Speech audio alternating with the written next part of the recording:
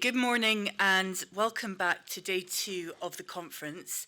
We are starting with this panel here, panel session 4, Contesting History, for which the chair is not Kate Marsh, unfortunately she's ill, so it's Christian Hogsberg, University of York, and Alyssa Goldstein Sepinwall will be speaking, Courtney Gildersleeve and David Featherstone.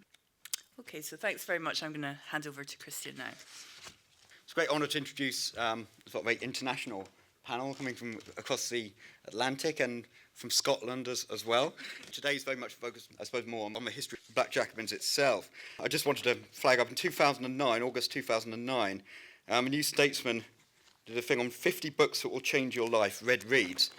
Black Jacobins came number 1 in this, which was quite impressive. A sort of testimony to how the book's increasingly recognised for its path-breaking contribution, its inspiration to generations of activists and intellectuals ever since. Interesting with New Statesman, when its original review was less complimentary when it first came out back in 1938, it doubted James's intelligence and acumen for predicting anti-colonial revolutions coming up in Africa and the Caribbean. Anyway, first of all, I'll introduce speakers in turn, but Alyssa Goldstein Sepinwall, who's Professor of History at California State University in San Marcos. Alyssa's just edited a fine collection on Haitian history, new perspectives, which has got very important essays from Michel Roth-Trio, who Alyssa's also working on currently, but also people like David Gegis, Caroline Fick, and also Matthew Smith, who's here at this conference today. She's also asked me to mention it on H France, which is online. She's written a review of the film about Toussaint that came out, I think, last year, but also discusses Toussaint on film. So that's available online, so people might be interested in that. Alyssa's going to talk to us about Beyond the Black Jacobins, recent historiography on the Haitian Revolution. So I'll ask people to welcome Alyssa. I want to start with a few quotes about the Black Jacobins. The first is from the New York Times, December 1938. Few narratives are more dramatic and amazing than the chronicle of the only successful slave revolt in history. This richly documented book holds a deep and lasting interest. The next quote is from Laurent Dubois from 2009. The Black Jacobins is one of the very few books I have ever read essentially without stopping, stuck to my chair, thrown into a world, propelled onward by a riveting story, angered, exhilarated, confused, even exhausted. Afterward, something had shifted. The geography and chronology of history looked different to me. And finally, I'll invoke Matthew, who's not here yet, but my interest in Haiti, Matthew Smith, like many before me and hopefully after me, began with my reading of C.L.R. James's The Black Jacobins. The book transformed my life. Here I was, a young high school student in Jamaica, so close to Haiti and knowing so little of this history. My fascination with Haiti developed instantly. The Black Jacobins is one of the rare historical works to have drawn international attention upon publication and to remain celebrated decades later. It has had multiple editions in numerous languages. It remains the most cited book in English, and likely any language, on the Haitian Revolution. Nevertheless, in the last 75 years, so much has changed in historical studies that it would be surprising if current interpretations of the revolution were no different than James's. Even in 1938, as I will explain, James's conclusions did not immediately dominate the field. In this paper, I offer a brief snapshot of the reception of the Black Jacobins when it first appeared. I then turn to current scholarship on the revolution and explore how it treats James. I focus both on where scholars acknowledge a lasting debt to him and on where they depart from his framework. Though there is much that can be said, and already has been yesterday, on the Black Jacobins' impact on other fields, such as Marxist theory or Pan-Africanism, my focus here is particularly on the historiography of the Haitian Revolution, so within studies of the Haitian Revolution. When James published The Black Jacobins, it was hardly the first study in English on the revolution. U.S. interest in Haiti grew in the 19-teens, culminating in the occupation of Haiti from 1915 to 1934. During that era, a number of U.S. scholars, both white and African American, published works on colonial Saint-Domingue and on the Revolution.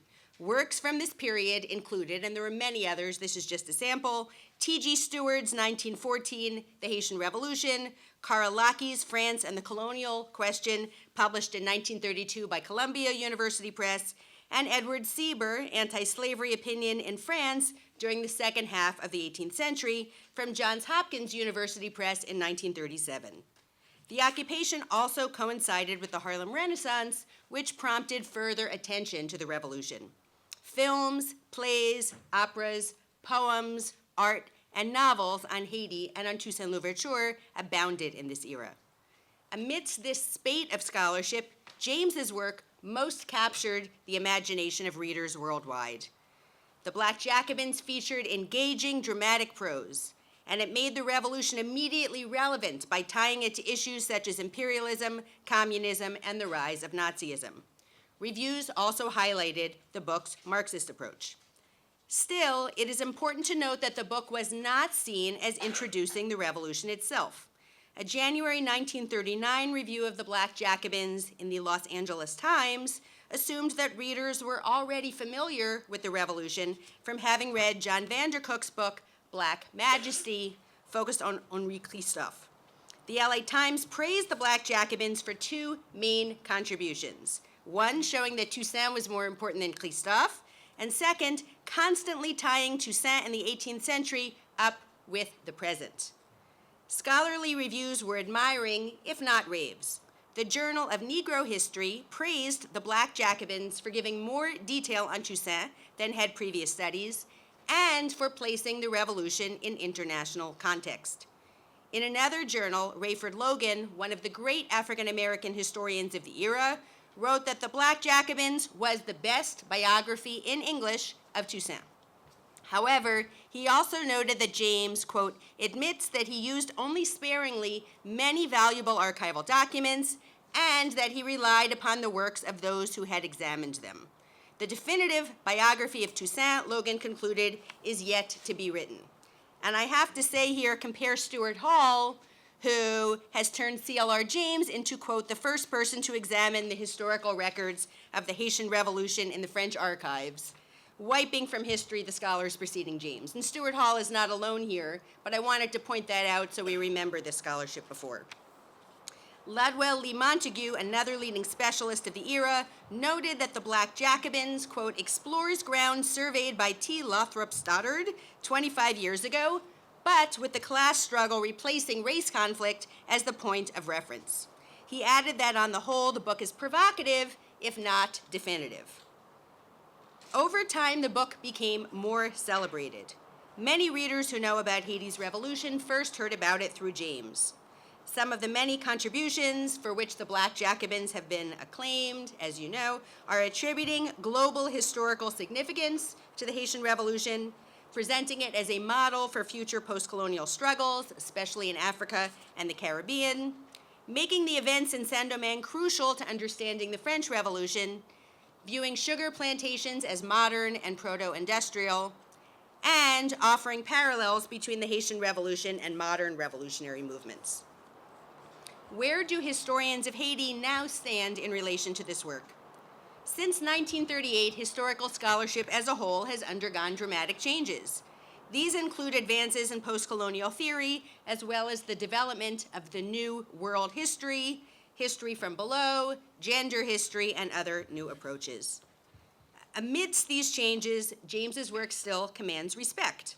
David Gegges has called the Black Jacobins an analytic tour de force, while Jeremy Popkin has described it as having marked a turning point in the historiography of the Haitian Revolution.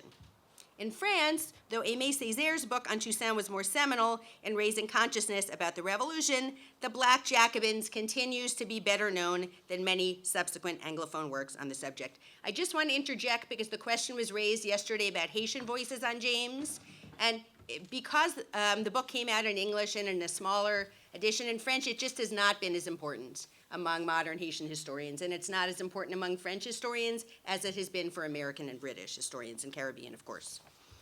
Scholars have also moved beyond James's interpretation in multiple ways. For one thing, modern specialists tend to write more empirically and in a less presentist fashion than James. In many respects, the Black Jacobins represents a post-colonial version of Marx's 18th Brumaire of Louis Napoleon. James's concern was less to lay out the most precise version of the Haitian Revolution than to consider its cautionary lessons and to suggest how leaders of future anti-colonial struggles could avoid similar mistakes. Another difference is the decline of strictly Marxist approaches to history. Current specialists tend not to read the slave system in terms of proletarian bourgeois conflicts, since there has been a sizable literature arguing that these terms are anachronistic for the 18th century.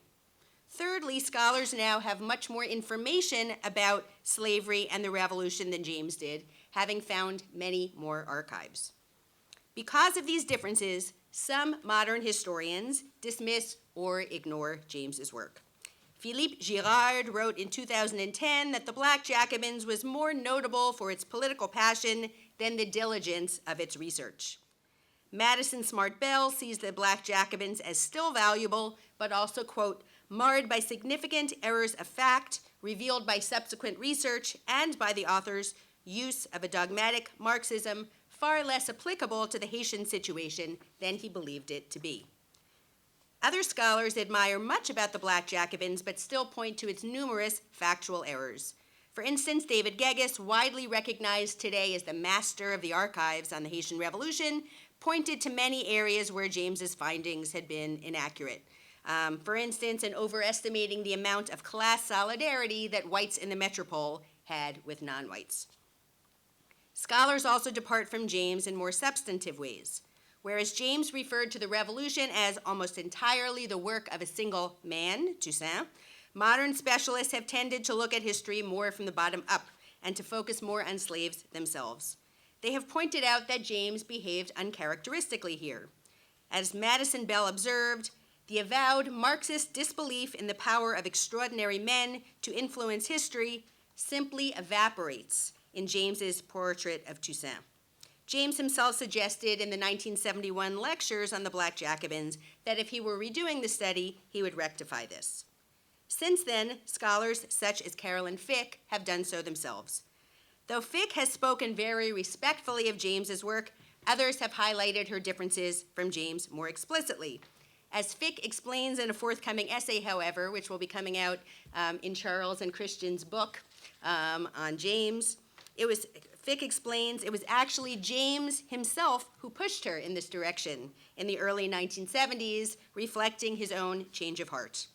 Another issue where scholars sometimes depart from James concerns the relative importance of class and race in explaining the revolution. While recognizing that James did not want to neglect race completely, many scholars have argued that he went too far in minimizing it. David Nichols, for instance, argued that, quote, James tends to underemphasize the importance of the color question, wishing to explain developments in terms of economic interest. Racial and color prejudice may indeed be explained as ultimately deriving from class antagonisms, but having developed, they have a momentum of their own, end quote. In contrast, Alex Dupuis suggested in 1991 that James had not considered class divisions enough, especially among blacks. For his part, Philippe Girard has sought to de-emphasize race as a factor in Haitian history, suggesting instead that colonists and slave leaders were equally greedy, a position that has not found much traction among other scholars. In recent years, scholars have added a new lens to studying the revolution. Gender. A growing body of scholarship has considered how women's experiences under slavery and in the revolution compared to men's. They have shown, for instance, that women had special reason to protest against the rules that compelled former slaves to return to plantations in the 1790s. Under them, women were compensated less than men for the same work. Recent research on slaves and on people of mixed race in Saint-Domingue has also called some of James's findings into question. James suggested that rules to protect slaves and free people of color governed only on paper, and that colonists could de facto get away with whatever they wanted. Dominique Rogers and Malik Gacham's pioneering researchers in court records have changed our view. They have found that non-whites frequently won cases against whites and that slave owners were sometimes prosecuted for torture. Rogers and Stuart King have also offered a more complex picture of women of color on the island, showing the multiple occupations in which they were engaged rather than just prostitution. Moreover, as Bernard Moyd has pointed out, James looked at slavery and colonialism statically rather than considering changes over time. Finally, where James argued that, quote, black slaves and mulattoes hated each other, close quote, recent scholarship has complicated our understanding of the attitude of free peoples of color. Debate has also arisen concerning who freed the slaves. French historiography has often portrayed abolition as a humanitarian gift granted by France's National Convention. In contrast, as Kent Worcester has noted, the Black Jacobins focused on the actions of slaves themselves. Quote, the aim of the book was to show how West Indian slavery was abolished not by humanitarian gestures or legislative decrees, but by the collective mobilization of the slaves, end quote.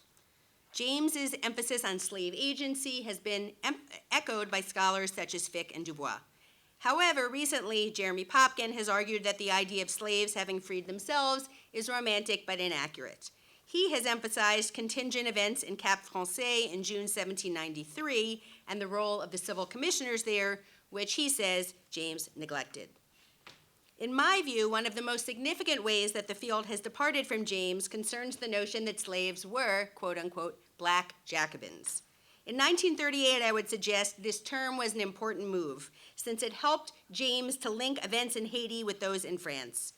Given that the French Revolution was universally acknowledged as a major world event, James's contention that events in Saint-Domingue were an integral part of it instantly elevated the Haitian Revolution in importance, especially among whites whose definitions of historical significance derived from European categories. At the same time, this label also reflected James's own views of European ideas as the apogee of historical development, something which may have grown out of his Marxism. Instead of being able to view slaves' African heritage positively, James spoke of ignorant Negroes, and half-savage slaves who were a backward and ignorant mass. Toussaint tried to lead them to civilization through his plantation apprenticeship program and efforts to Christianize them. Quote, Toussaint knew the backwardness of the laborers, but he wanted to see them civilized and advanced in culture, end quote. Today, in the wake of post-colonial theory, historical importance no longer depends on how much subjects conform to European ideals. It has thus become easier for scholars to view African slaves not as lacking culture, but rather as having had rich and diverse cultural heritages which informed their actions. John Thornton examined early modern Congolese constitutional theory and took it more seriously than James. Against the idea that slaves' political views were backwards compared to those of forward-looking Europe, Thornton argued that, quote, Congo might be seen as a font of revolutionary ideas as much as France was, because it also had absolutist and Republican conceptions of government.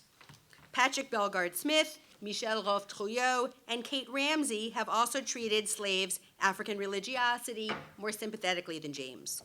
Ramsey has paid homage to James's calling on scholars to rethink European historiography, even as she has sought to subvert James's ideas that Vodou was backwards. In a similar vein, Michel Rolfe-Trouillot and others have questioned the book's title. Trouillot wrote seminal work on how the Haitian Revolution has been ignored or trivialized in modern scholarship. He particularly criticized how foreign scholars have found it unthinkable that backward Africans could lead a revolution. Trouillot maintained that slaves were not simply borrowing French ideals, and that making the French Revolution a necessary precursor to the Haitian one trivializes the slaves' independent sense of their right to freedom. So here's a Haitian voice. Though Trouillot appreciated James's efforts to convince others that the Haitian Revolution was important, he argued that the title, the Black Jacobins, turned Haitian revolutionaries into derivatives of French ones. Anthony Hurley has made a similar argument. James's depiction of the revolution as prompted by Enlightenment ideals comes uncomfortably close to what I have called Me Free Too scholarship, based on a famous set of French revolutionary images which depict an African man and woman each declaring moi libre aussi, me free too.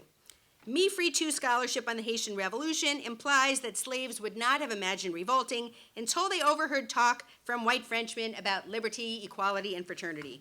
This mode of thought certainly reflects assumptions of Eurocentrism more generally. It portrays non-Westerners as passive objects who act in history only when awakened by Western ideas. In spite of himself, James was guilty of this when he suggested that slaves were sleeping before 1791, and that it was only the quarrel between the whites and mulattoes that woke them. He also resorted to this framework when he perpetuated the idea that Toussaint decided to revolt after learning of Enlightenment ideas from the Abbé Raynal's Histoire des Deux Indes, and we saw that in the play last night too. He did so further when he suggested that the slaves revolted after overhearing discussions about liberty, equality, and fraternity, and realizing that these ideas should apply to them too. Toussaint did claim in 1799 to have read Raynal and to have been influenced by him. Yet there is no evidence that Raynal's work had a seminal effect on him. Indeed, Danielle Desormeaux and Deborah Jensen have viewed Toussaint's claiming to have read Raynal as a strategic move, meant to make the general more palatable to French audiences at a time when he was viewed as anti-French. He wasn't revolting against the French, he was borrowing Enlightenment ideas. Scholars like Fick and Thornton rather suggest that the linkage between the Haitian and French revolutions was not ideological. Rather, the latter merely offered an opportune moment for Saint-Domingue slaves to seize the freedom they had long desired while French forces were distracted. Though historians have moved beyond the Black Jacobins in these various ways, certain parts of James's argument are very current. One concerns the need to integrate Haiti into Caribbean history as a whole, something which Matthew Smith and various scholars from the French Antilles have advocated. Scholars have also attempted to revive James's perspective on the revolution's violence. Where a long tradition has painted the slaves as bloody monsters, James provided context for this bloodshed. Quote, "From their masters they had known rape, torture, degradation, and at the slightest provocation, death. Compared with what their masters had done to them in cold blood, what they did was negligible." One strain of scholarship continues to portray Haitian slaves as barbaric, and thus implies that Haiti's revolution was not akin to other Atlantic revolutions. However, scholars such as Fick, Dubois, and Gachem have renewed attention to slave owners' brutality and torture, underscoring James's point. Still, as Nick Nesbitt has argued, James could have gone farther. While praising James's overall defense of the revolution's violence, Nesbitt argues that James's enslaved masses are unthinking and that they are reduced to acting out of a reflex-based automatism. Even as scholarship on the Haitian Revolution has evolved beyond the Black Jacobins in many ways, the book remains a classic. James's work, Dubois concluded in 2009, did what any great work of history does. It created descendants, many of whom challenged and went beyond their ancestor. Remarkably, as I have noted, James himself helped spark the scholarship, which revised his by pushing Carolyn Fick to develop her bottom-up view of the revolution. I will thus conclude by noting that even as scholars continue to refine their understanding of the Haitian Revolution, James will always hold a place of honor in the field. Thank you. Now have Courtney Gildersleeve from University of Minnesota. She teaches in cultural studies and comparative literature, working on a dissertation on poetics and slavery. She's going to be talking about facing a revolutionary, Toussaint Louverture in Bordeaux, and historical reckoning. Good morning, everyone. It's been a great honor to take part in this conference and to listen to everyone's papers, especially as someone who's still kind of recently acquainted with C.L.R. James' work. As Christian said, the title of my paper is Facing a Revolutionary, Toussaint Louverture in Bordeaux and Historical Reckoning. And I lived in Bordeaux from 2003 to 2004, and at that point, there was very little conversation, as far as I was aware, about the slave trading past of Bordeaux. And it's really remarkable to see what's happened over the past decade. In one of his most striking poems, The Sea is History, Derek Walcott interrogates the task of historiography, in particular calling attention to the challenge of addressing past events whose existence might be dismissed, presumably for lack of solid representation or expected signs in the present environment. Walcott's poem both questions the facile confidence that we tend to place in traditional forms of representation, but also proposes a significance for the act of heeding the sounds and silences of history that might otherwise be closed off from understanding. I repeat his questions here. Where are your monuments, your battles, your martyrs? Where is your tribal memory?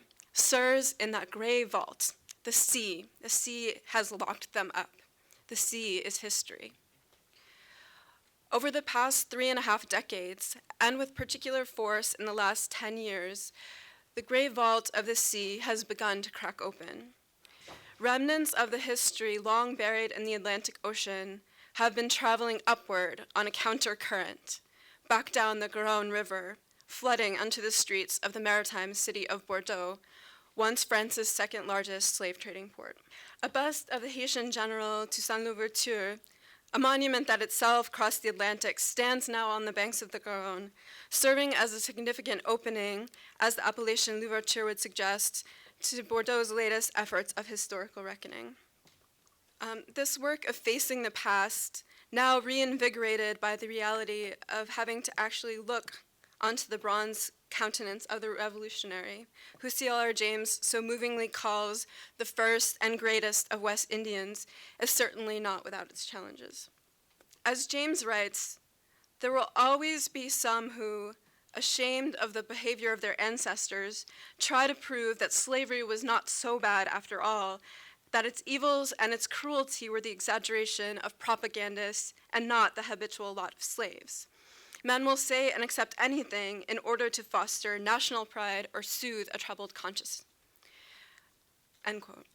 James, of course, argues steadfastly against a position like this, holding it to be both fundamentally unjust and, in fact, anti-historical. Frankly, in its resignation, it perpetuates the racist assumptions and bourgeois ideology that allowed slavery itself to be legitimated for several centuries. With a desire to allow my own work to be transformed by James' vigilance, I seek to encounter what has been Bordeaux's dominant official position regarding its slave trading activities for more than a century. So Bordeaux's official position, sort of dominant position, as Eric Sogera so effectively articulates it, that it was qu'une parenthèse dans l'histoire de la ville, only a parenthesis in the city's history. And many people have said that because it's been argued that, well, Bordeaux actually gained much of its prosperity through its wine trade with other parts of Europe, that it wasn't really directly involved with the trade, but Sogera has done really careful archival work that shows that, he says that 411 slave trading ships left Bordeaux between the late 17th century and into the 19th century. And in fact, as the rights of man was being proposed in the National Convention, the number of slave trading ships that left the city actually increased. Sogera's summation of his past, Bordeaux's past, and his now well-known work, Bordeaux Port Négrier, Bordeaux Slaving Port, also plays a part in my effort to understand how meanings about historical phenomena are recorded and relayed, as I think his distillation of the city's overall memory of this past reminds one that in any careful act of reading, what one finds within parentheses, footnotes, and other small places does signify, even if ultimately the idea of parentheses is deeply objectionable and certainly worth critiquing. So with these two animating values, the ethical, political, and historical imperatives laid out by James' work, and the principles of close reading, I should like to begin by briefly mapping out the space and context in which the monument of Toussaint now stands. The very grounds of the city of Bordeaux, an exceptionally sculpturally rich city, contain many small places as students and activists in Bordeaux and the Caribbean, as well as historians like Sogera have noted. Among these include the mascarons with African features on many of the city's buildings, streets bearing the names of merchants involved in the slave trade, and the existence of a cul-de-sac rather than an actual street named after Toussaint. In fact, Renaud Orcade, in his recent essay, Commemorating a Guilty Past, The Politics of Memory in French Former Slave Trading Cities, notes that the existence of a cul-de-sac was one of the things that galvanized the students of the activist group Africa PAC in the 80s. Or more precisely, it was the recognition of the disconnect between Bordeaux's widely accepted version of this history and the reality of the past, reflected in such traces that drove their activism. Notably, their work has been continued by the organization Diversité, in which many of you probably know the writer Patrick Chamasseau, among others, has been strongly involved in recent years. And in great part because of the pressure exerted by these groups, the public attention their work has generated, the city of Bordeaux in 2005 set up a consultative body to talk about, okay, how should we actually really start facing this past? And the Musée d'Aquitaine, which seeks to offer a chronological account of the city's development, now has 3 permanent rooms dedicated to the history of the slave trade. And the city of Bordeaux sees this as the most accurate or most effective, most compelling way to memorialize the slave trade. I'm sort of going to call that into question. So how this monument actually came to stand in the city, or how the city accepted its arrivals, still remains somewhat unclear. There's not a lot of information out there about it. But by all accounts, in 2005, the nation of Haiti presented to the city of Bordeaux this sculpture of General Toussaint Louverture, created by its respected artist Ludovic Bouz.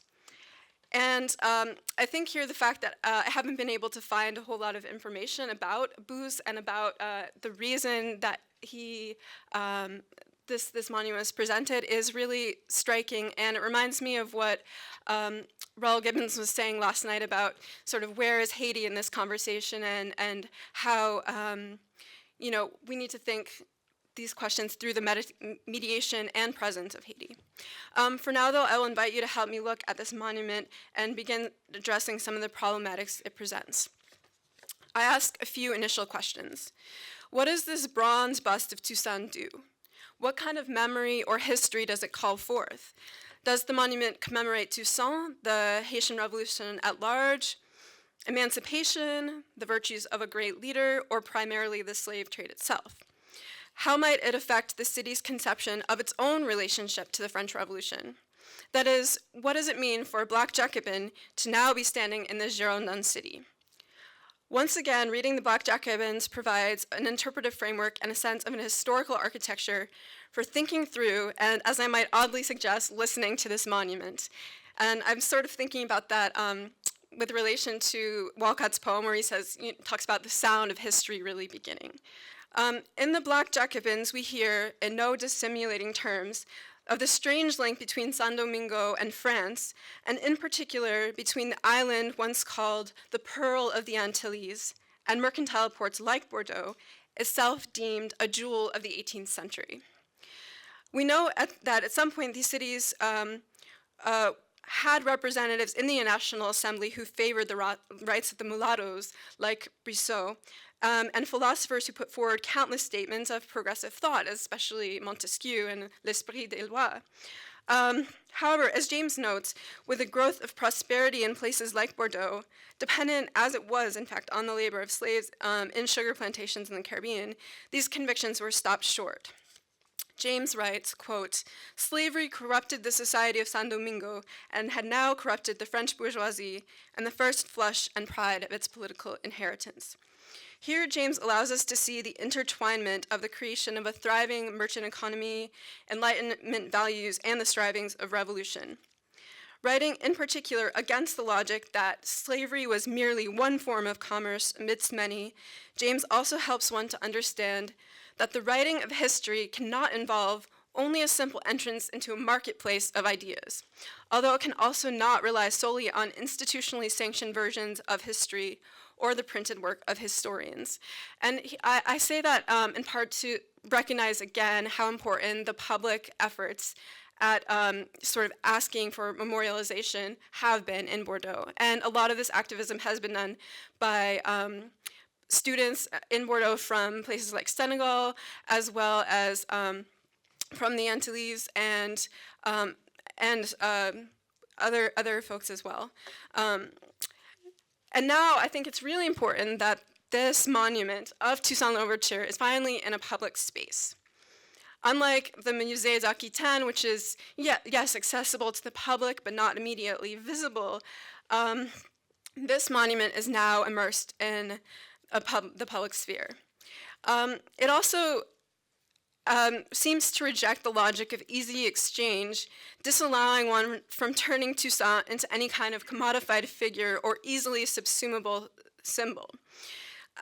Signifying particularly through deictic or pointing and resonant or echoing functions, moving outward toward the city of Bordeaux and beyond, the monument asks us to think through the colonial relation of slavery and Saint-Domingue and prosperity in Bordeaux, with what C.L.R. James pointed out as the failure of enlightenment and not of darkness. So we are asked then to consider whatever might have been in the otherwise revolutionary or Enlightenment or Republican thought that could have held so many of the French revolutionaries from fully realizing their ideals, for which many of them, in one way or another, actually ended up dying. And even more than that, those who died in the Haitian Revolution. Okay, so now I really want to work with these thoughts in looking at the monument itself. Okay, so this monument is actually quite small compared to other monuments in the city. And in some ways, even though it is in the public sphere, it's somewhat cordoned off from the everyday life of the city, part of the city most firmly associated with Bordeaux's past, the commercial center on the other side of the Garonne. However, standing now in a small square on the side of the river opposite the slave trading quays, Toussaint has become a fixture of the La Bastide community, a portion of the city primarily inhabited by immigrants from former French colonies in Africa, and which was recently considered a less desirable part of the city to live, although recently the city has invested a lot of money in various municipal projects have been going on there. Through its location, we could say the monument might peripherally index France's relationship with Saint-Domingue, especially with the Garonne acting as a kind of miniature sea between the two places. But it does speak very little of the particular Bordelais involvement in the slave trade. Although, again, I'm attempting to argue that maybe that's not the only, significance or purpose of this object. Here it is helpful to return to James and think about why this monument of Toussaint and not perhaps Belay, Christophe, Dessalines, all of these great figures. Why Toussaint in Bordeaux? And what does it mean to remember or memorialize Toussaint, to turn him into a synecdoche for all the actors of the Saint-Domingue Revolution? And I'm thinking in particular of James, what James says about Toussaint. Toussaint, shut up within himself, immersed in diplomacy, went his tortuous way, overconfident that he had only to speak and the masses would follow. This monument, I think, dramatizes that kind of closure, and yet the fact of the hermeticism of the monument itself seems to evoke or invite questions asked by James. The fact that Toussaint did not make the revolution made Toussaint, and even that is not the whole truth. So I would say that this monument continues to have us ask, so, and what of the revolution? What of the Enlightenment? Most of all, what of the slaves? And in thinking about the monument itself, where are the people to whom this monument of Toussaint might speak? To whom could he listen? In Bordeaux, the residents of the La Bastide community now may be able to encounter Toussaint on a daily basis. The Bordeaux of the Chartrons or merchants and of municipal offices do not necessarily have to confront this image, or perhaps they only have to see him once a year. However, I do not think that it is insignificant that the officials of Bordeaux have made a point to coming to honor Toussaint.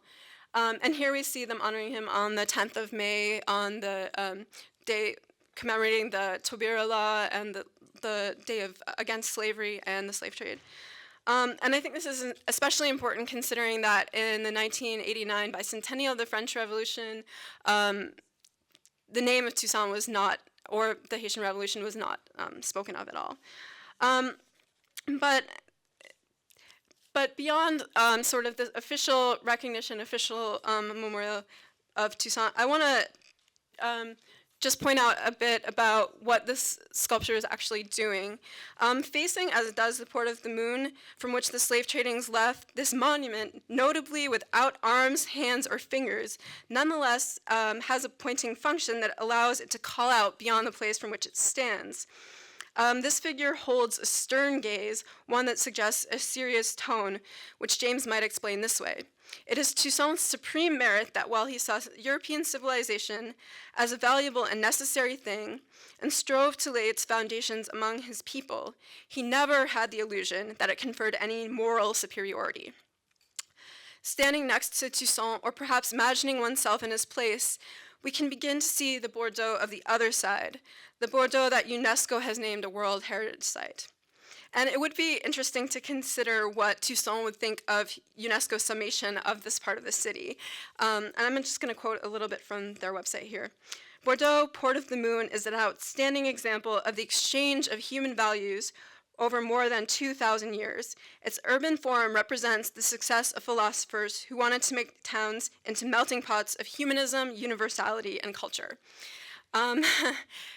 And I bring up that point, especially in my readings of works like Laurent Dubois and his work on the enslaved Enlightenment, and the fact that, you know, if this city is considered a city of exchange, that for some reason it becomes deemed as the only place sort of capable of exporting Enlightenment values or values of humanism.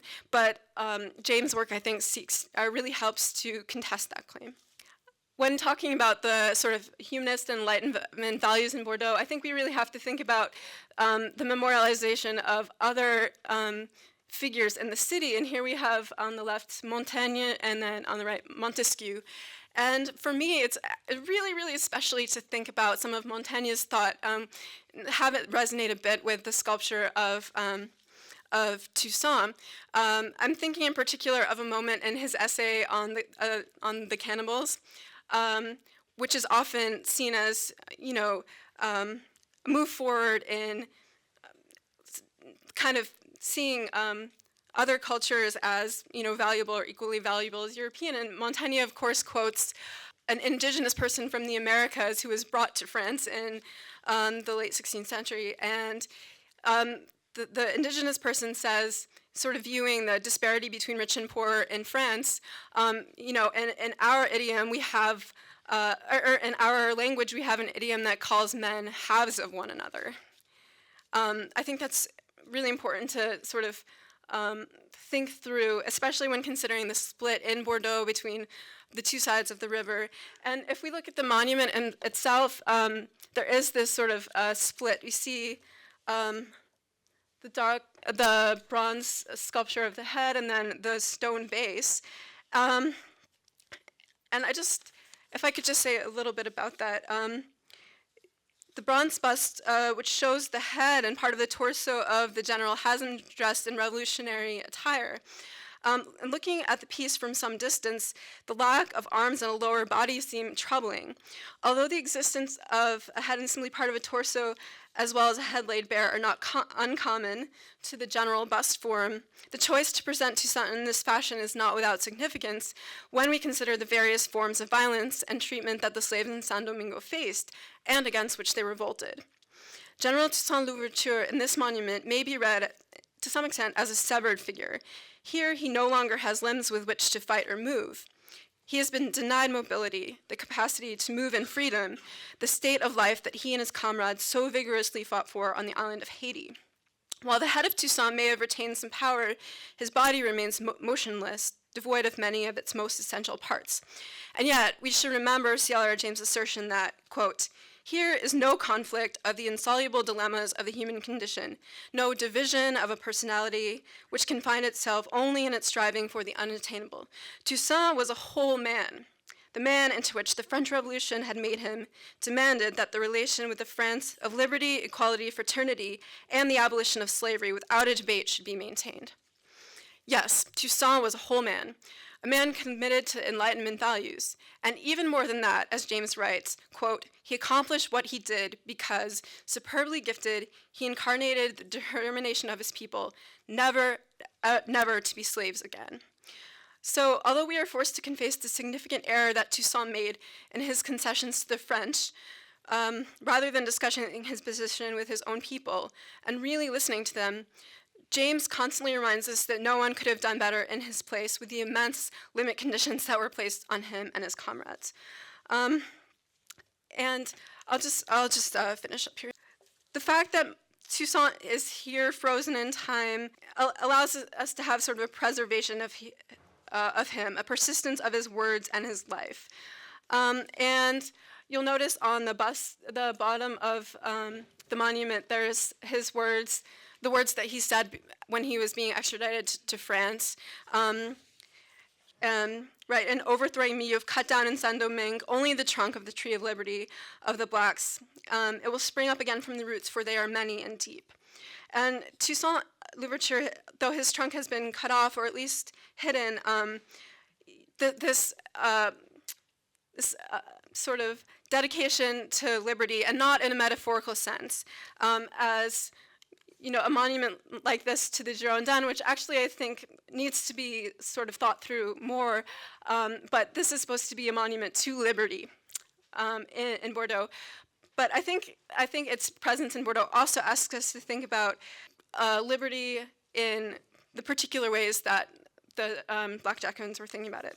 So I recall us to ask how James notes the ways in which the entire situation in Saint-Domingue came to be hinged through one man, Toussaint, and why even in this new monument, something similar could be happening in Bordeaux with regard to the task of memory, though we may want to examine the justice of that fact, to ask why it is that a sculptural version of the once living Toussaint, betrayed and imprisoned by France, should bear this burden.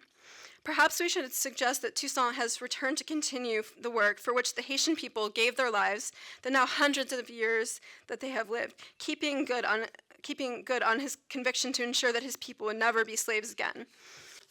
No, this monument does not accomplish everything, nor should Toussaint be asked to do the work of history alone.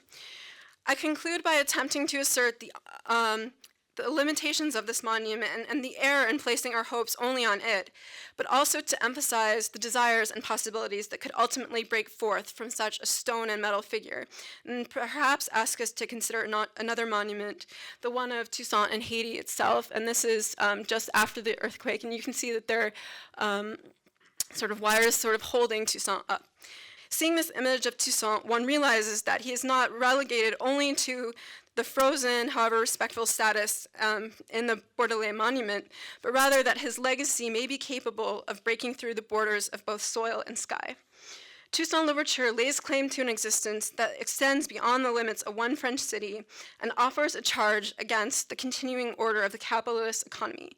And from his stone mouth, we should also hear, and what about Haiti? I'll end there. Thank you so much.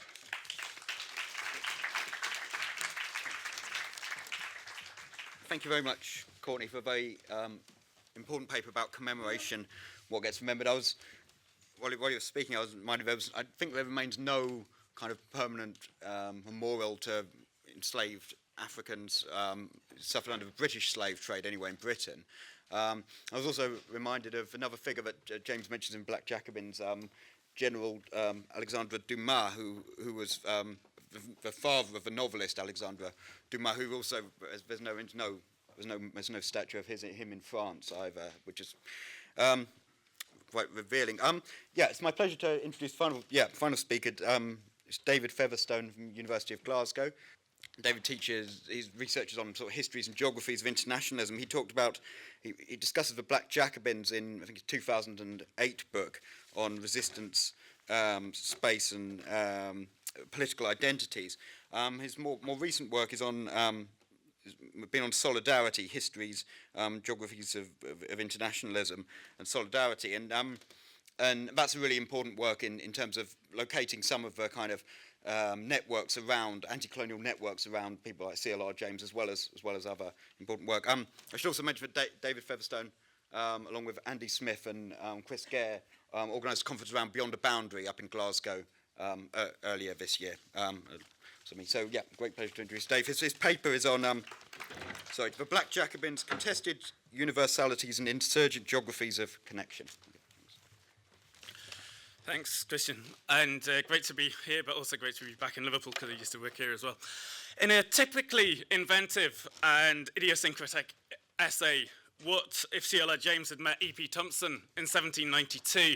Peter Linebaugh envisions James and Thompson meeting in the Bell of the Strand in London in the guise of Elido Equiano and Thomas Hardy. Thomas Hardy, the Scottish shoemaker who was, along with Elido Equiano, one of the founding members of the London Corresponding Society. Linebaugh opens the essay by contending that we can't hope to know what they would have said to each other, for they saw such different things. Yet for us it is impossible to even walk in that decade without the legs of Thompson and James. But what I think in that essay turns on is a sense of the startling disjuncture between the geography of the Black Jacobins and the geography of the making of the English working class.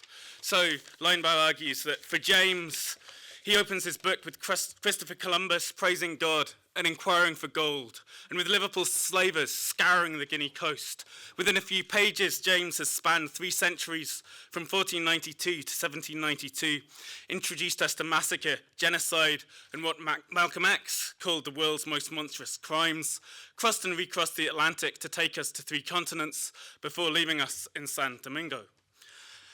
Linebaugh notes the contrast with Thompson's account. We find ourselves seated with pipes and porter in the congenial company of Thomas Hardy, shoemaker and student of the American Revolution, with some of his colleagues, artisans, and freeborn Britons all. And Thompson, of course, erases Equiano from that foundational moment of English radicalism. He kind of ignores the role of Equiano in that kind of pivotal opening of the making of the English working class. And what I want to think about in terms of these very 2 different kind of ways of envisioning a kind of geography and kind of history from below, although kind of paradoxically, kind of James's Black Jacobins is at once a kind of both a very top-down history of a revolution, but also a very, I think, fundamental intervention in challenging kind of nation-centered notions of kind of history from below. In thinking about this kind of disjuncture between these 2 texts, I think we can begin to kind of open up some of, I think, what are the kind of radical breaks and contributions that James makes. And I think often the geography of the Black Jacobins, the way it crisscrosses between continents, the way it combines a kind of reading of the kind of French and Haitian Revolution, often I think these kind of, what I would term some of the kind of insurgent geographies of connection in the text have been very much kind of silenced or downplayed. So if we think of perhaps one of the most influential recent readings of the Black Jacobins, David Scott's Conscripts of Modernity, he has a very fine sense of the kind of temporalities of the text, the kind of ways in which the texts, both in terms of his kind of very kind of fine, close reading of the differences between the 2 key editions of the text, he has that sense of a very kind of fine sense of the kind of implotment in terms of temporal terms, in terms of the ways in which the different texts weave together the kind of past, present, and the future, drawing on Koselleck's work. But for me, I think one of the things that Scott doesn't do is kind of probe what matters about the ways in which James envisions the kind of spatial politics of the kind of Haitian Revolution. And I think thinking about these kind of the geographies of connection between different struggles that James poses is a kind of fundamental contribution of the book, and one which, whilst agreeing with Alyssa that the kind of the decision to prioritize the relationship between the kind of French and the Haitian Revolution involves its own, as Trio argues, involves its own silencings, particularly of kind of African political cultures. What I want to do is think seriously about the terms on which James envisions that conversation, because I think that opens up a kind of important way of thinking about the terms on which space, politics, and universality are combined. And I want to do this firstly through a quick critique or a quick critical engagement with another kind of seminal recent text in these kind of debates, which is Susan Buck-Morss's kind of arguments about Hegel and Haiti. And and she argues that Hegel's work was decisively influenced, particularly in his kind of text on the master and slave dialectic, was decisively influenced by the Haitian Revolution. What I don't want to do now is discuss in depth the discussion of Hegel, not least because it's Monday morning, but I want to kind of think about the terms on which she uses that engagement to kind of refigure universal history, and which is perhaps the kind of key contribution she kind of she develops through that reading of Hegel and Haiti. And what I want to do is suggest thinking through some of the kind of these insurgent geographies of connection that are so important to James, is to argue that there is quite some startling kind of, in some ways, disjuncture again between the kind of ways in which Buck-Morss argues for a kind of restatement of universal history and the kind of account of the kind of politicized formation of universality that I think is one of the key contributions of the Black Jacobins. So, in terms of kind of Buck-Morss's argument about the links between Hegel and Haiti, she doesn't stop with an attempt to place Hegel and Haiti into a belated dialogue. Rather, her account seeks to retrieve and reassert the significance of universal history. And she defines universal history as an orientation, a philosophical reflection grounded in concrete material, the conceptual ordering of which sheds light on the political present. But crucially for Buck-Morss, such a universal history is underpinned by the idea of a common humanity. And she contends that universality exists in spite of culture and its differences, and emerges in the historical event at the point of rupture. So for Buck-Morss, there's a kind of sense in which universality is underpinned by a common humanity, and also universality becomes defined against specificity and culture and difference. Also, she develops this in relationship to a particular reading of the placing of the Haitian Revolution. So she argues, and again, this kind of engages with the ways in which I think James thinks about the relationships between the kind of French and Haitian revolutions. She argues that the Haitian experience was not a modern phenomenon too, but first. Yeah. So she makes that argument. And I think this argument usefully reconfigures a Eurocentric imagination that positions Haitians as merely mimicking forms of egalitarian discourses that were initially articulated in bounded European spaces. So there's an element of this which I think is an important intervention, but I think there's a kind of tension in this argument in terms of thinking about the kind of spatial politics of universality, which is that this still privileges some places over others. It refigures the sense that some places are more modern than others, and thereby implicitly, I think, refigures or reinscribes a somewhat stageist construction of history. And so she argues that she positions Haiti as standing at the vanguard of the history of modernity, rather than coeval with other kind of places. And what I want to kind of suggest is that I want to kind of draw out three key contributions that I think that James makes to thinking about the relationships between space politics and universality in the Black Jacobins. And partly these bear on the specific ways in which he thinks about the relationship between the Haitian and French Revolution. And I think, firstly, I think one of the key things that he does, and it's easy, I think, to kind of ignore the significance of this, is he sees them as happening simultaneously. He refuses to kind of position, as so often is done when we think about space and time, of one event as being at the kind of forefront.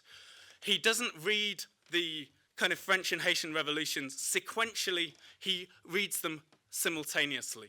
And I think that opens up a sense in which the diverse trajectories of kind of political identities, political solidarities emerging through and in relationship to these events become posed as a kind of set of simultaneous coeval relations.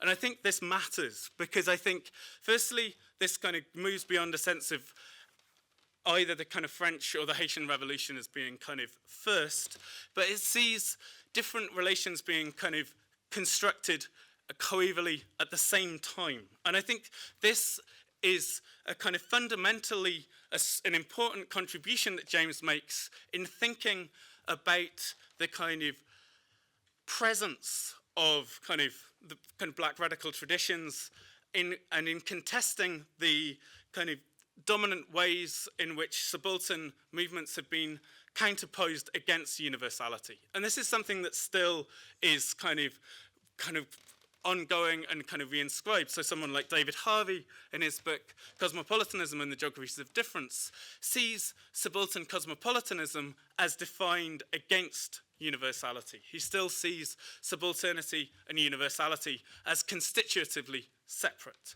So there's this sense that by seeing these events as simultaneous, as seeing the kind of diverse kind of trajectories that link them, but also separate them, he is doing something that I think is really innovative.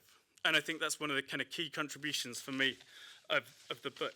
Secondly, and I think this is where I think the book is also significant, is that although I think, and I would again kind of agree with Alyssa and to an extent Robert's comments yesterday, that James reads the kind of French, reads the kind of Haitian Revolution as contingent on the French in a way that opens up that foregrounds that particular relationship at the expense, I think, of other relationships that are kind of equally or perhaps more important.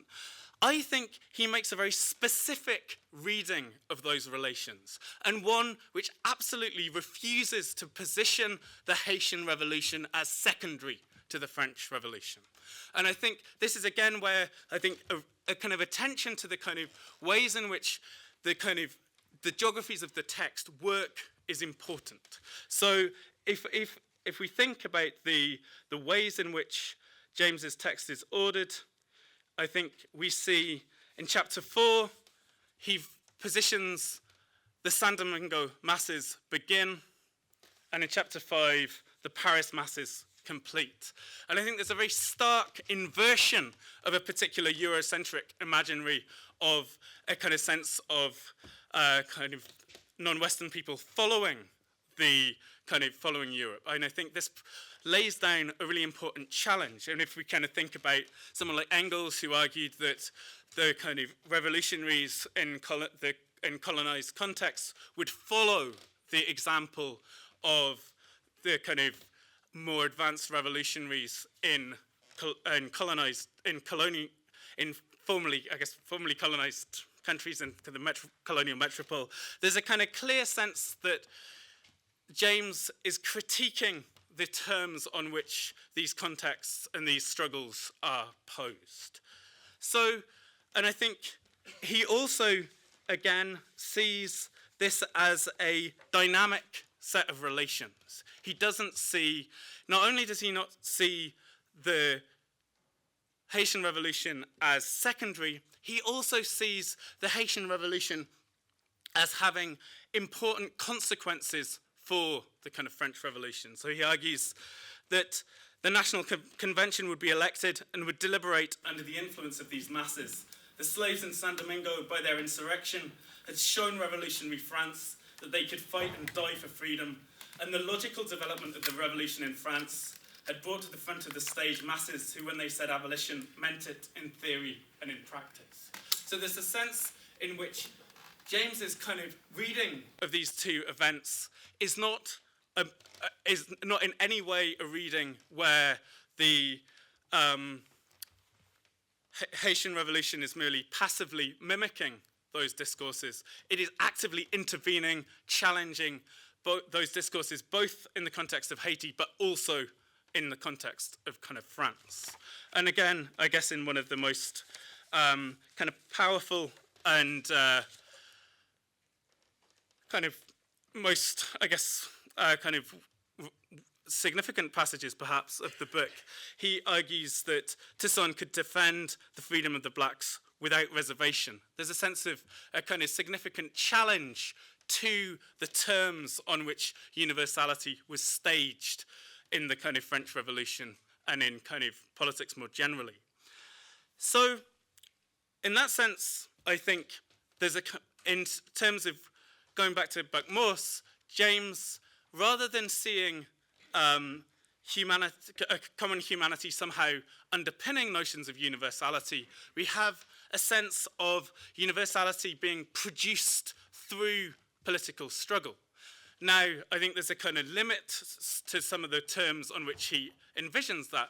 We have a kind of sense of universality very much codified, fixed in the figure of Toussaint, and a universality that is forged very much through kind of forms of kind of what we could see as kind of masculinized redemptive violence. Those are seen as the kind of key means through which that universality is forged.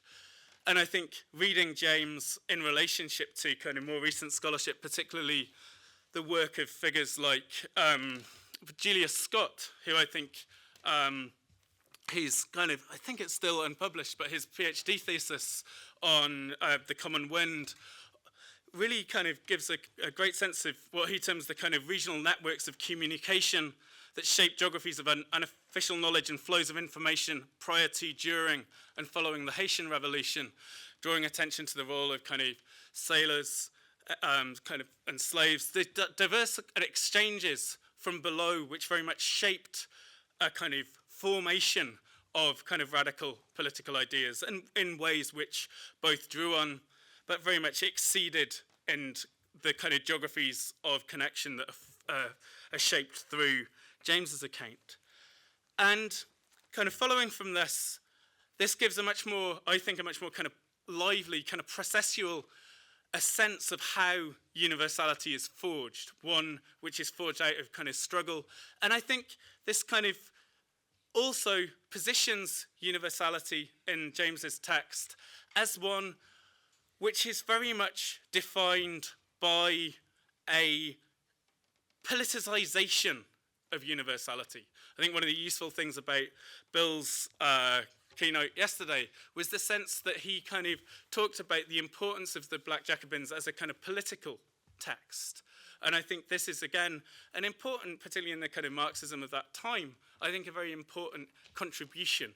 But it's one that I think opens up a very different way of thinking about universality than Buck-Morse's account, in the sense if you kind of see universality is just underpinned by a common humanity, then the struggles to produce different forms of universality, which is, and the different claims about who can be kind of treated as kind of, and having aspiration to kind of universality, I think is something that emerges very differently.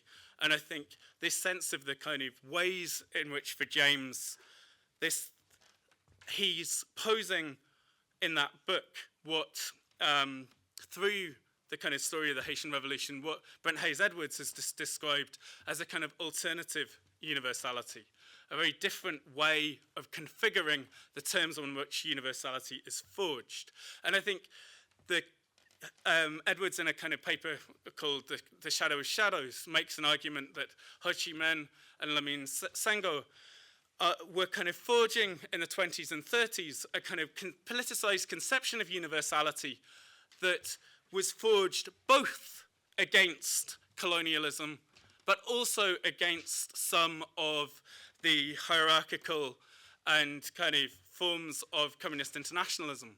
And I think that, and I think it's productive to read James in this way, in terms of how he is kind of positioning his kind of critical interventions in terms of universality in the Black Jacobins.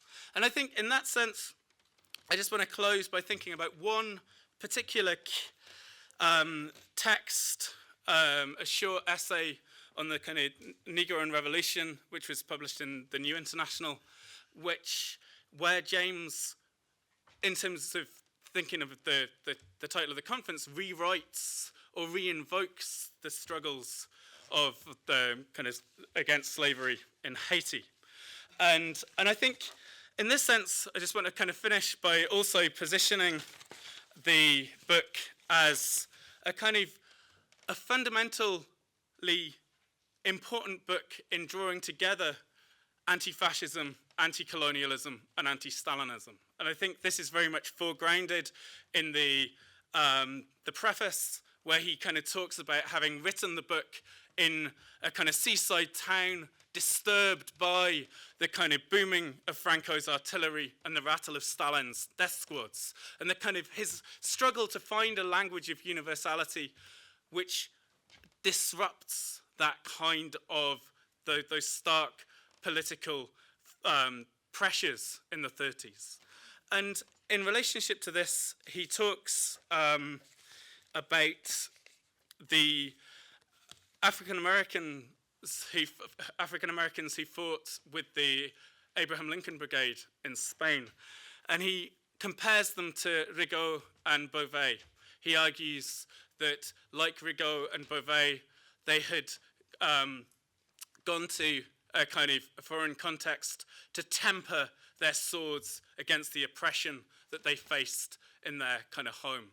And I think in that sense, I think there's a kind of really interesting invocation of the interrelations between anti-fascism, the ways in which James reads and reinvokes the kind of memory of struggles against slavery in Haiti, and a kind of particular kind of political conjuncture in the 30s.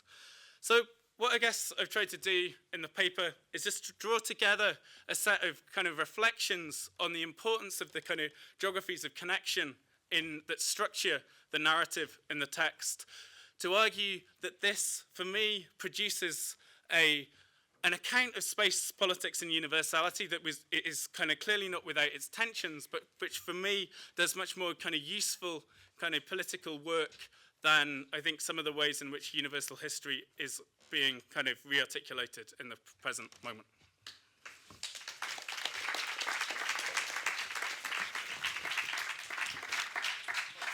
We can take 5 minutes for questions and comments if people. Yeah.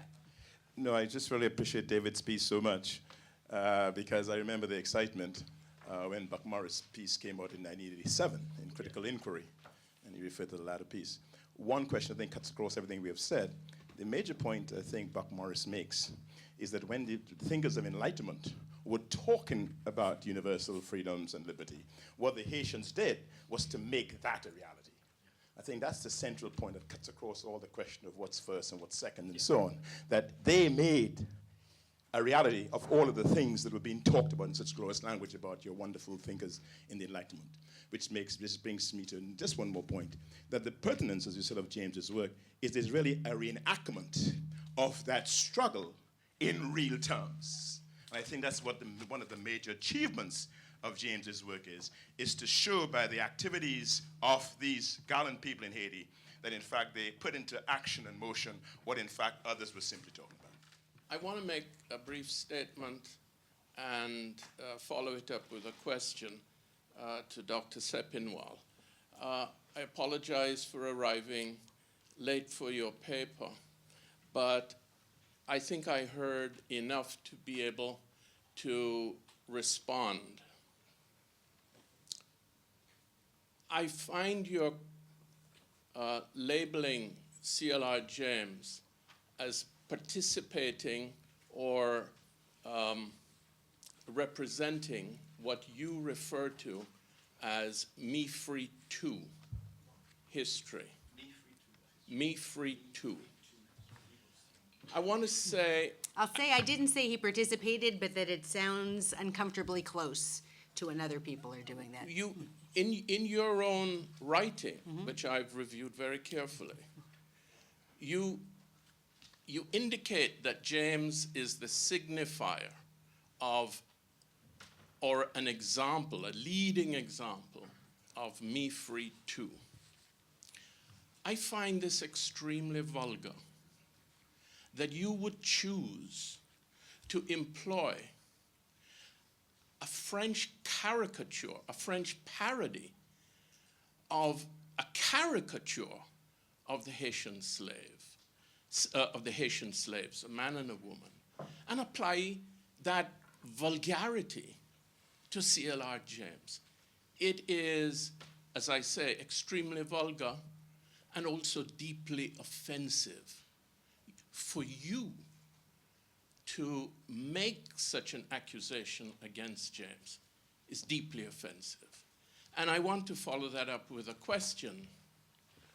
You bewail the fact that French historians have ignored the Haitian Revolution, marginalized it.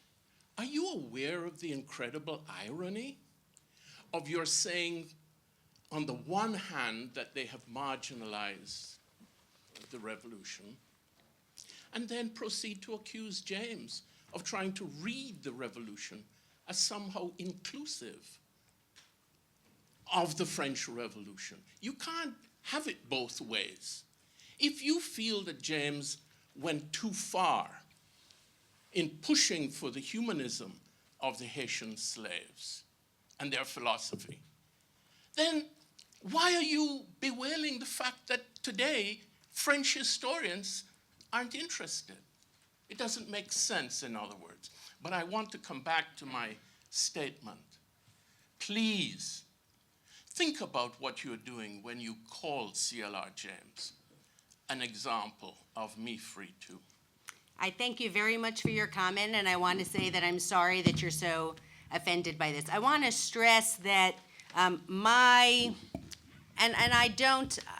have to look at how I've worded this, but I don't really see him as the worst exemplar, and I tried to honor him. So you weren't here at the beginning, but I talked about the important strides that he's made.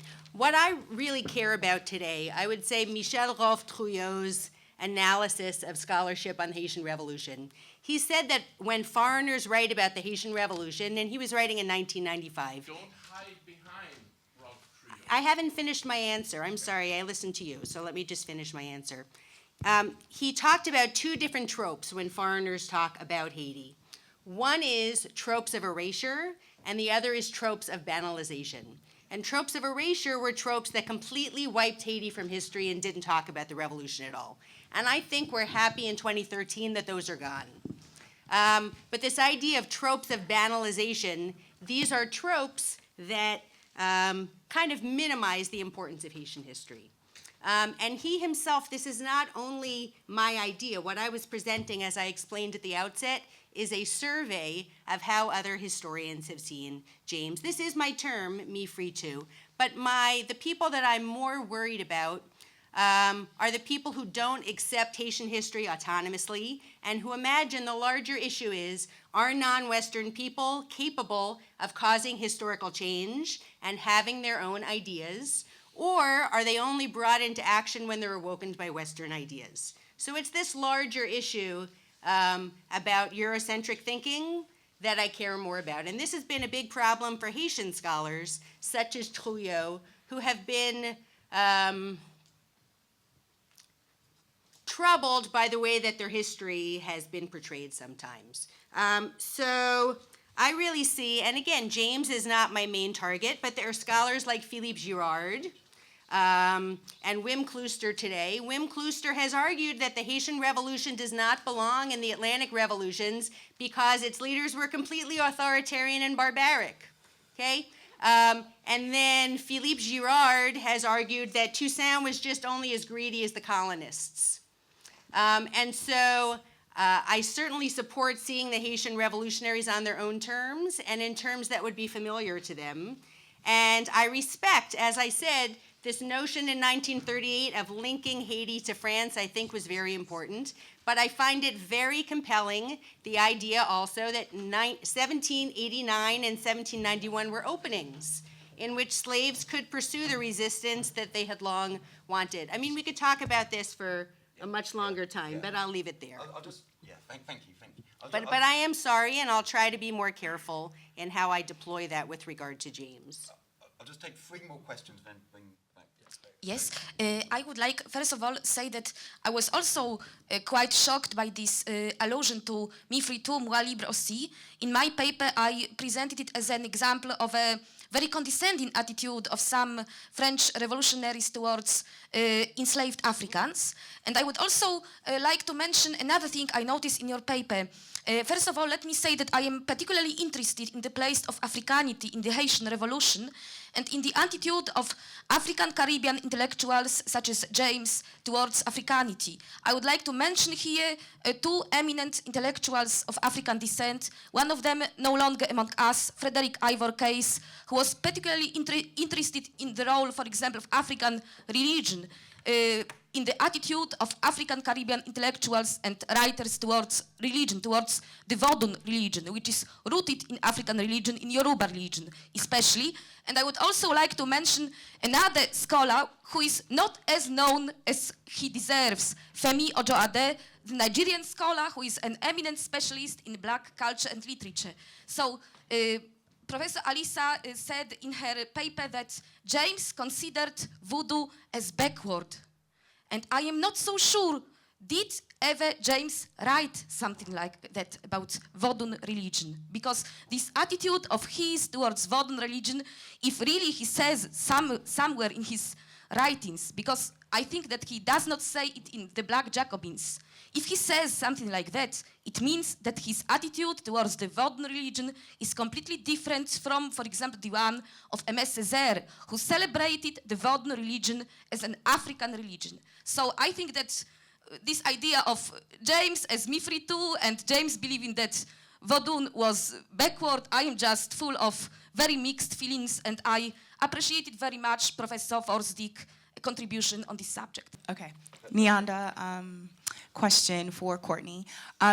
Were you familiar with, when I first moved to London, my father coming here from Haiti and us going to all the monuments to see where do we see Toussaint and all of that. And so we did visit Bordeaux, and you made me think of that statue in a different perspective, because I remember, you know, just seeing the street of where his son was born as well, you know, just some excitement of seeing it here in Europe and not thinking it would be here. We also went to Chateau de Joux in Pontarlier. So I wanted to know, and I was just literally looking at my iPhone at the picture we took of his cell, and the statue of him in his cell is of his bust as well, only. And just hearing your speech and everything, do you know anything about that artist and how that statue came to Chateau de Joux and, you know, again, just the bust statue of Toussaint? I'd like to take up a point made by David when he was talking about the Black Jacobins, the text, as a political intervention. And I think we've seen quite sharply the nature of that political intervention portrayed in front of us today, because the argument that James is in some sense unintentionally minimizing the Haitian role of the Haitian Revolution or the Haitian origins of the Haitian Revolution, I think is a fundamental misunderstanding of what's going on in the text in the first sentence.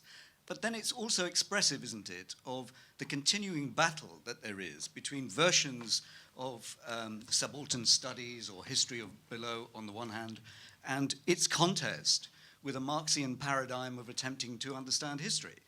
Now, of course, there is one way in which you could interpret that, and it's to say that Marxism is some sclerotic, stagist account of history. But what James does, surely in the text, is manifests the ways in which revolution isn't any kind of sclerotic move like that. It's about the revolutionary dynamic that emerges from contradiction and transcendence. Now, that takes me to the question that I want to put to David. I mean, David spoke about universality in terms comparable to that in its role. But surely the issue here is that James's fundamental contribution in writing this history is to get away from the idea of universality as some abstract Enlightenment ideal.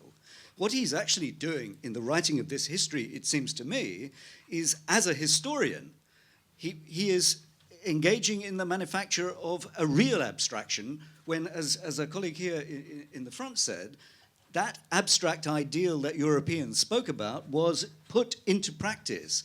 And in that sense, the abstract ideal of universality becomes a real abstraction, and that's what connects the struggles of the Europeans on the one hand and the Africans in Haiti on the other. So Nanda asked me a question about a bust of Toussaint Louverture also in Fort de Joux.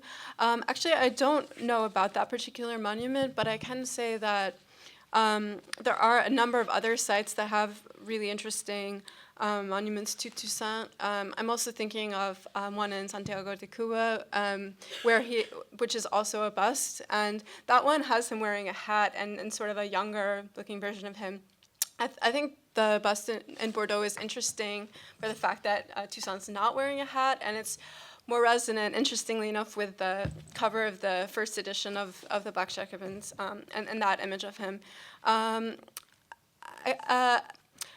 There are also new sculptures of Toussaint in Quebec.